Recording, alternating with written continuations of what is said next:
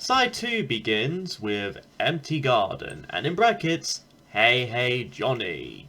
A 5-minute, soft and bittersweet ballad co-written by Bernie Taupin, as well as featuring James Newton Howard on synths, and Jeff Porcaro of Toto fame in charge of percussion. The song's actually a tribute to the well-known and very late John Lennon, having been made nearly just a year and a half after his sudden and tragic passing. First I did Phil Collins' cover of Tomorrow Never Knows in his Face Value album, and then ELO's 21st Century Man from the Time album. And now this. Will I come across yet another John Lennon tribute song later this year or the next? Who knows? Both Elton and Lennon have actually been friends for a while in their lifetimes, as early, or as late, as 1974, when Elton made a cover version of Lucy in the Sky with Diamonds, of which Lennon himself was involved in by playing guitar and backing vocals. It's not often someone would do a cover version and then have the original person behind the original song come along to cooperate and kind of be involved in some of the music as well. I don't know if there's any other example like that out there. Anyways, Elton was somewhat hesitant in doing such a tribute like this, especially so soon, fearing it would be clumsy and a bit of bad timing in his eyes.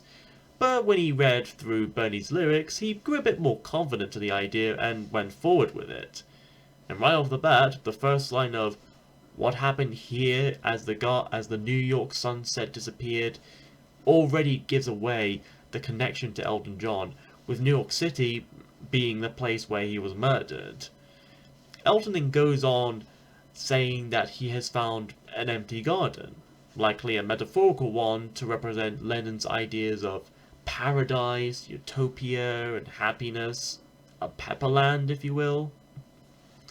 This garden, once thriving with life and taken care of by this beetly gardener, had soon become devoid and empty, now that its gardener, the only person who could ever take care of it, had gone, with no one to replace him.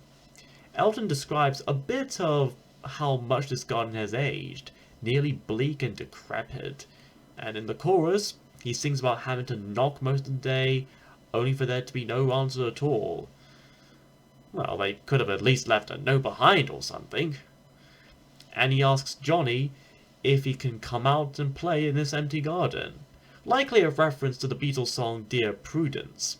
There's a lot you could read into this, especially keeping in mind how and why it was written, being sort of a farewell to John Lennon himself, and just not exactly a Beatles song, but still very bittersweet and kind of capturing the emotion of something like Imagine, for instance. After that is Princess, a lighter yet still mellow and chilled track about finding someone and soon becoming smitten with them, declaring them as his princess. Personally, I prefer a queen or a duchess myself. The chorus of You're My Princess is especially sweet and heartwarming as it is groovy and catchy. The keyboard solos are actually kinda cute in a way, and Elton's deep vocals are still vibrant here, like with Spiteful Child, Ball and Chain, and Blue Eyes. And like many of the previous songs here in this album, this one is beautiful in its simplicity. It's another underrated track by Elton John, especially among the many co-written by Gary Osborne. This is the kind of princess song that Disney would wish they made. Next is the penultimate song, Where Have All the Good Times Gone? A melodically funky 4-minute tune that mixes soft rock with a little bit of disco. The brief use of backing strings here, particularly in the intro, choruses, and outro, do add a layer of full musical flavor to the track. In terms of lyrics, Elton sings about how every street he's in seems to be changing as time itself marches on to a different drum beat than before. Well, clearly, time needs to recheck its metronome and click track. He was young enough to chase his dreams, but he was captured by romantic things. And these romantic things demanded a ransom of about 500 grand. He was touched by love until it made him cry. And so he filed a lawsuit against Love for possibly physical and sexual harassment. And how his heart could fly without wings. So it seems Elton John's heart doesn't really need Red Bull after all. And in the chorus, as he asks the titular question, he mentions if anyone remembers those good old Four Tops songs. The Four Tops were, and are, a vocal quartet from Detroit, Michigan, first founded somewhere in the early 50s, and they were major innovators in the Motown sound.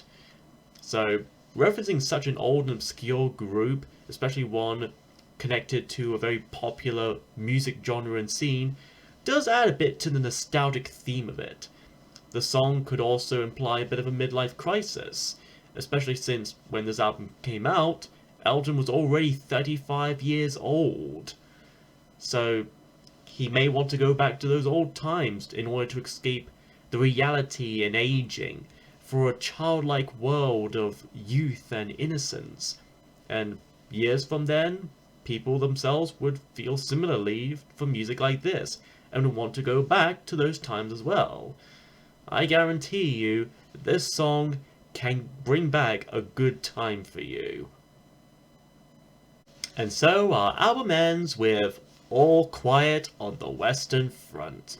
At 6 minutes long, this is the longest song in this album. And as with Where Have All the Good Times Gone, this too is co-written by Bernie Taupin.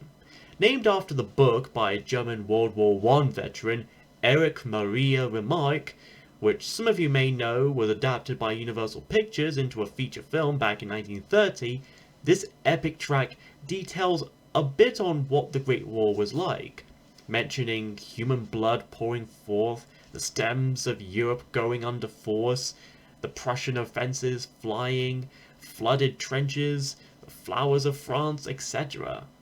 And bear in mind, that book this song is based on was written by a German soldier who fought and survived that Great War.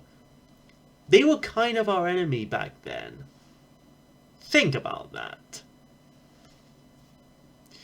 The simple choruses here are quite emotional enough too, but in the third and last one, we hear what seem to be backing choirs accompanying Elton, adding a sense of mourning for those who didn't survive, but still a sense of hope for peace and prosperity, to rise again from the ashes of conflict and war. And in the grand ending, we hear some jingling bells, a sound we'd associate with something like winter or Christmas. I don't know if this was deliberate or not, but I think this could be a subtle reference to the Christmas truce of 1914, where all the soldiers of the countries and empires ceased fire for the entirety of Christmas Eve, Day, and Boxing Day in, where else, the Western Front. And if so, very clever, Elton and Bernie. Very clever. James Newton Howard really gives his all in this piece of bittersweet music, sounding both tragic and triumphant all at once from beginning to end. This is an excellent anti-war song, an excellent finale, and an excellent Elton John song. And so, that was Elton John's Jump Up, and it's actually not all that bad. Sure, it may not be as fantastic as, say, Goodbye Yellow Brick Road, but it still deserves something of a chance of its own. Some of the songs here are mostly soft rockish, but there are some pretty unique tracks here, like I'm Your Robot, Princess, and, well, All Quiet on the Western Front. Songs that I really actually kind of enjoy. And it's not just from me being a bit of a humble and biased Elton John fan. And honestly, if it weren't for this album, we probably wouldn't have Too Low for Zero as we know it today. So, at least this album is something. If Bernie feels what he does, he's fine to do so. A lot of great artists aren't proud of all their works. Hell, even as a kind of a up-and-coming musician myself, I'm not entirely proud of all my work, but I still got to understand the importance, and honestly, it still has its place in history. It's among many of the hidden gems of Elton, so if you're a big fan of Elton John or want to get into his music, especially from the 80s period of his discography, I say pick this up if you can, if you can. Be it on CD, vinyl, cassette tape. I'm sure I'll leave it to you to decide if this album is worth or not, and if it's worth jumping up for. Next time though, we celebrate St. George's Day with, of all things, an album by Supertramp. For even in the most quietest of moments, I think I know what I have to do.